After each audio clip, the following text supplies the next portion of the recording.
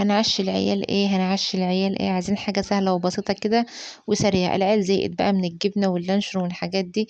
حتى البيض يا جماعة بعد نظام الطيبات اللي حصل ده كرهوا البيض، ما عادوش عايزين يشوفوه لا مسلوق ولا مقلي ولا بكل انواع.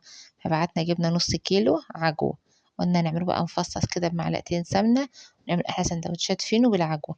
كمل الفيديو معايا للاخر، ومتابعة القناة ودوس لايك، ربنا يكبر بخاطرك وينولك كل اللي في بالك. يلا تعمل متابعة القناة. يعني يا جماعة في العجوة اللي بتبقى المنسولة اللي ما فيهاش بذر، وفي العجوة اللي فيها البذرة دي.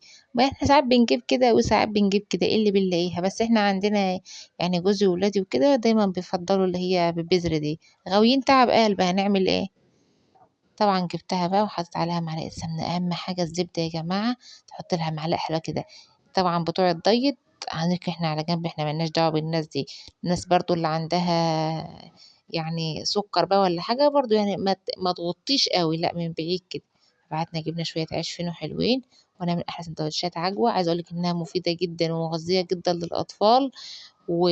والكل على فكرة كل العيال بتحبها، خصوصا بقى لو عندك ولادك بيحبوا الحاجات المسكرة. في ناس هتطلع طبعا تقول لي ايه، ما تاكلهمش مسكر عشان خاطر العيال ما تهيبرش. هم كده كده مهيبرين، بالليل مهيبرين والصبح مهيبرين والعصر مهيبرين، والواحد الصراحه زهق وهم قاعدين يتعشوا. خلاص بقى هي طلبت عجوه، هنعمل لهم العجوه وندخلهم يناموا. هيهيبروا وهم نايمين بقى الهيبره هتروح. طبعا خلاص احنا زودناها سقطة ميه كده بس، خلاص بقت جميله اهي. خلاص هطفي عليها، وابدأي بقى هاتي العيش بتاعك واعمليها. طبعا هتقولي لي عندي ما عنديش عيش فين، عادي يعني ممكن نعيش من البيت عادي سندوتشات، مش هتفرق يعني.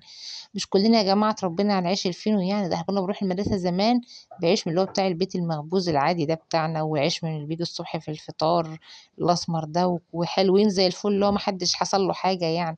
بس هو الجيل بتاع اليومين دول هو اللي جيل متدلع حبتين تلاتة. يلا تعالوا اتعشوا معانا.